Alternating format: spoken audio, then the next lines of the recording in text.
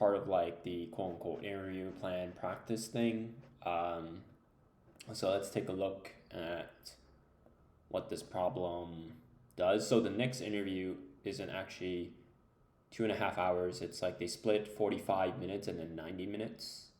So it's actually across 2 days. That's 2.5 hours. But I think I'll still, perhaps I won't record it, but I'll still kind of just sprint a few problems that are like 2 or 3 hours just to practice my stamina a little bit.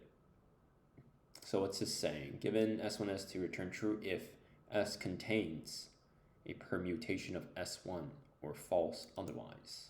In other words, return true if one of S1's permutation is the substring of S2. So substring, not subsequence, because AB, there's A and B here, but it's not considered anything. So S1 is the smaller one. All right, so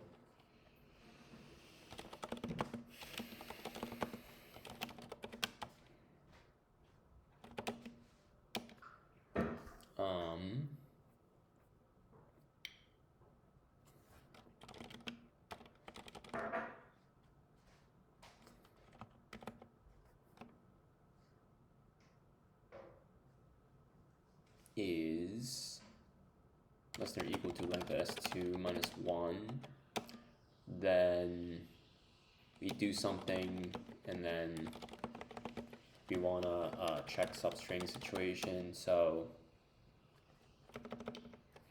build a permutation.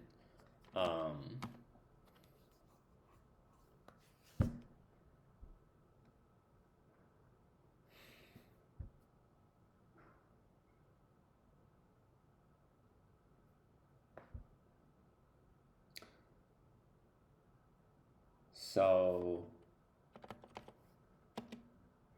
per small string is S1 indexing from left to right plus 1 because it's exclusive on the right hand side of the colon. And then for char in small, per small string, what do I want to do? I want to have a table. So if char not in table, then go ahead and then do table of char equals 1. Otherwise it is in table, and then I just do this. And this would generate a signature.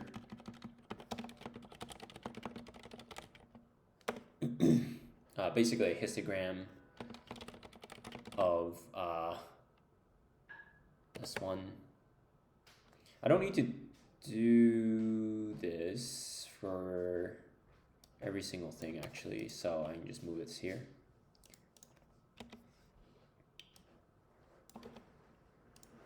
So current small string is, indexing this.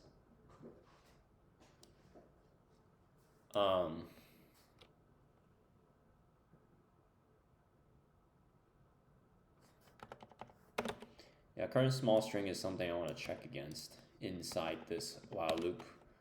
But I need to generate this table first. And I don't want to clear it every time. And so this table is blank to begin with, and then for each character in S1,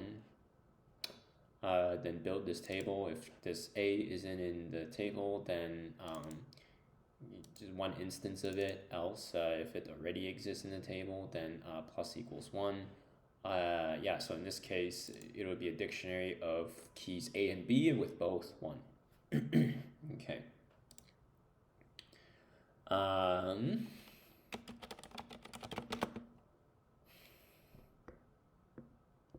So now the current table is the same, I guess, thing.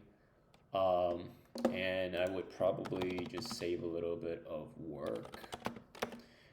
Def make table of a string, and then just probably just do it like this.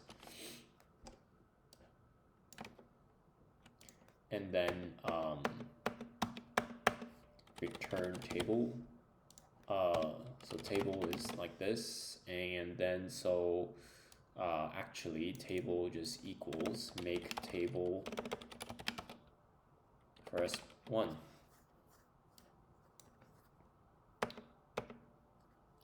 And the reason why I wanted to do that isn't just to be fancy in the interview, but then also current table is just gonna be make table of current small string, right? So now I need to compare table against current table, and then so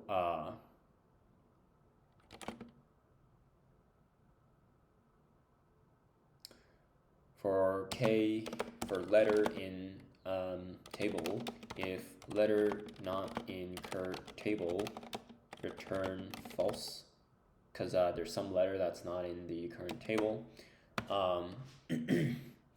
Else, if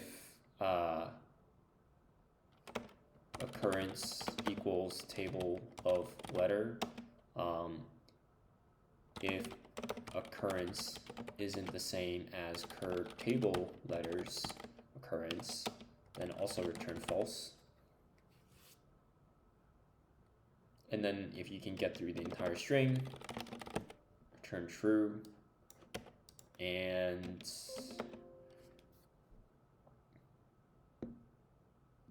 this generates a table, checks against the this creates a table of the current window, checks against the signature of that table we built here. Once that's all done, we can move on to the next letter. Left plus equals 1, and then right plus equals 1. Sorry, the next window, so we did this, and then now we do this, and then this, right? So, yeah, let's see if this even does anything. S1 is not defined. Okay, that's a good start.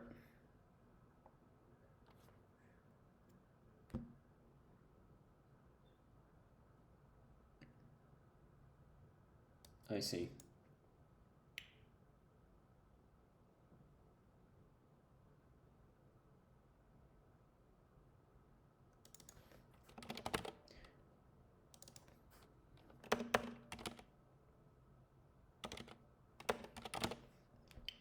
So if this window has no letter in the table, we don't actually return right away. That's the mistake. We actually want to be able to just move on to the next window, because if and only if we checked all the windows and there's nothing there, then we return false. So, so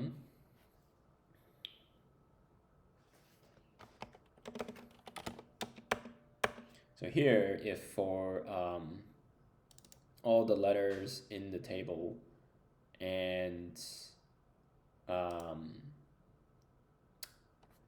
do I say? So let's say we checked all the letters and they are in the current table, and the occurrence is I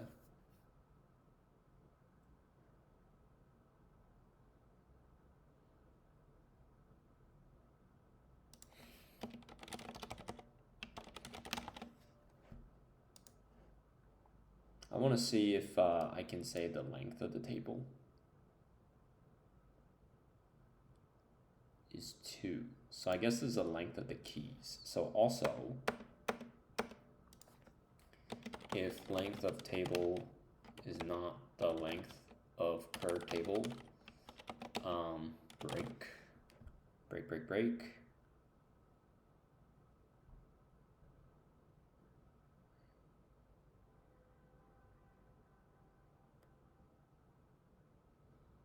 I need a flag to say I haven't found anything, so I can just say like so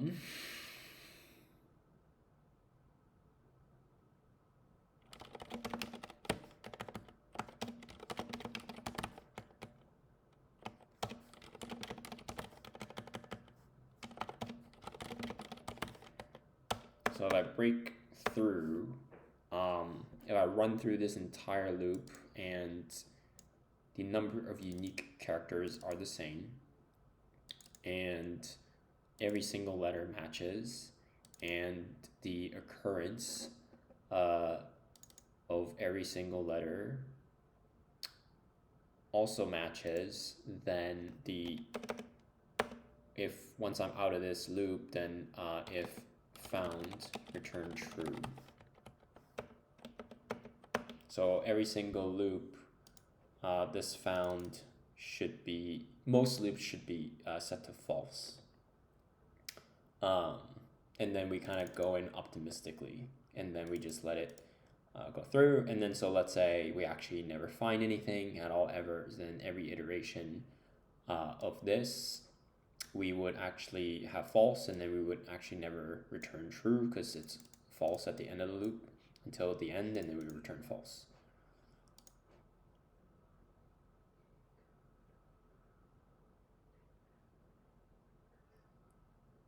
All right, great success. And let's move on to the next one.